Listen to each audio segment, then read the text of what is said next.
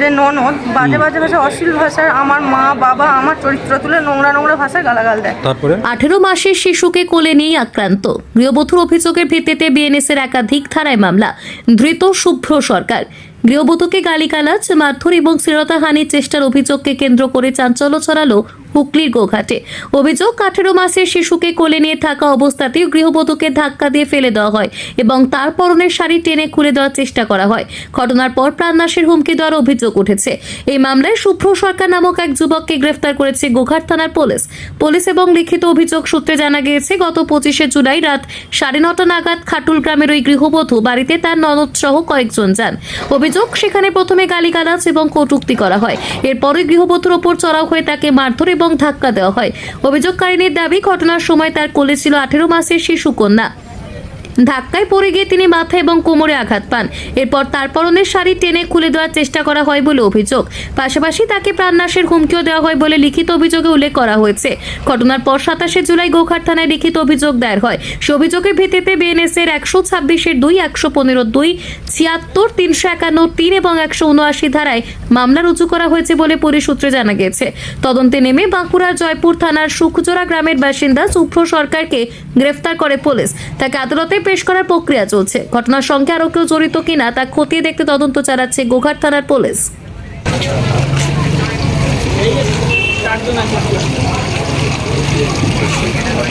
শুভ্র কেন অ্যারেস্ট করলো? মিথ্যা মামলা। কি হয়েছিল? শ্লীলতাহানি করেছো, মারধর, হুমকি? আমি ওর দাদাকে পুলিশ দিয়ে ইয়ে করেছিলাম, তাই আমাকে মিথ্যা মামলায় ফাঁসি। মানে তোমার সঙ্গে পুলিশের যোগাযোগ ভালো? না। তাহলে ওর দাদাকে কি করেছিলে?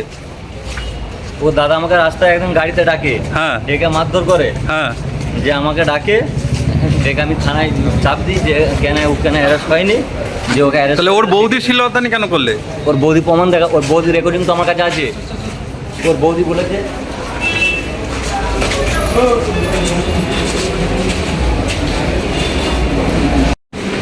হয়েছিল বলতে রাত্রিবেলা মানে আমার ননদ প্রত্যেক দিন আসে, মানে রাত্রিবেলা ছেলে নিয়ে ওই যে শুভ্র সরকার আর একজন ছেলে আসে, তারা এসে প্রত্যেক দিন মানে রাত্রিও সারাদিনই নিতে আসে।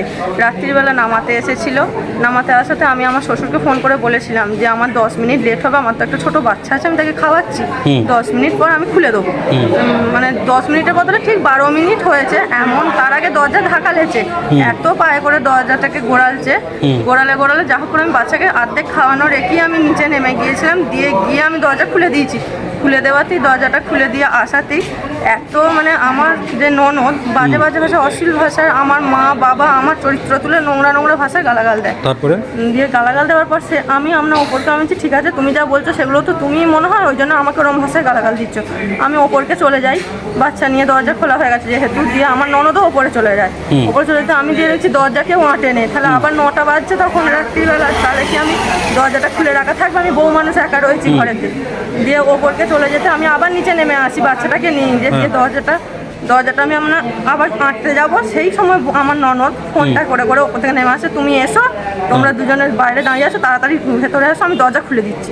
দরজাটা দিয়ে আবার এসে খুলে দেওয়াতেই আপনার সেই দুটো ছেলে, শুভ্র সরকার আর আশিস ভৌমিক বলে একটি ছেলে, ছুটে মানে তেরে ঘরটায় ঢুকে আসতে আমার ননদ আর তারা দুজন মিলে আমাকে এইভাবে আঘাত করে। দিয়ে আমি নিচেতে আমার বাচ্চাকে বুকে নিয়ে আমি পড়ে যাই, আমার মাথায় কোমরে আঘাত লাগাতে আমি মেডিকেল টেস্ট সব করানো হয়েছে। তার আগে ওই আঘাত লাগার পরে ওই ছেলেটা বলছে আমার নাকি দিলীপ ঘোষের সাথে চেন আছে, আমার এর সাথে চেন আছে, বড় বড় লোকের সাথে চেন আছে, তোমার বাচ্চারা তোমার স্বামীর ক্ষতি করিয়ে দেবো। দিয়ে আমার মানে পরনে কাপড় আমি পরেছিলাম, আমার কাপড়টি টেনে খুলে দেওয়া হয়েছিল। মানে ননদ তখন বলছে বেশ করেছে, ওর রকমই হওয়া উচিত, ওকে এখান থেকে বদনাম দিয়ে তাড়িয়ে দেবো।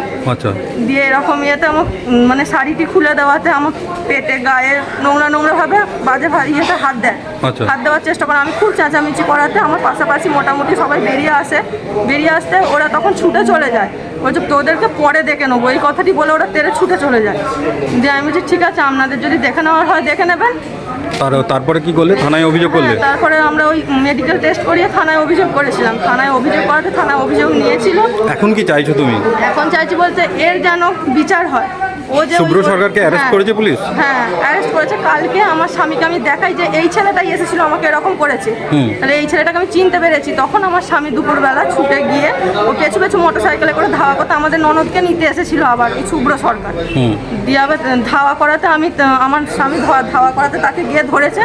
মোটরসাইকেলের চাবিটা টেনে খুলে নিচে পাড়ার লোক সবাই জড়ো হয়ে গিয়েছিল। তারপর পুলিশের হাতে তুলে দেওয়া হ্যাঁ, দিয়ে পুলিশ ভ্যানকে ফোন করাতে পুলিশ ভ্যান এসে সমস্ত কিছু মানে ওকে তুলে নিয়ে আসে। ও তখনও গাড়িতে চাপা অবস্থায় বলছে আমি দিলীপ ঘোষকে তারপরে কল্যাণ কে মুখার্জি না কে সব আছে তাদেরকে আমি ফোন করছি, ফোন করে তোমাদের দুজনের আমি ব্যবস্থা করে দিচ্ছি।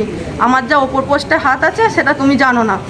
আমাকে আমার ননদ এই নিয়েও আমাকে সবসময় থ্রেট দেয় আমার স্বামীর নাকি ক্ষতি করে দেবে। একবার আমার স্বামীকে থানাতেও এরকম করিয়েছে, বাজে বাজে কেস দিয়ে।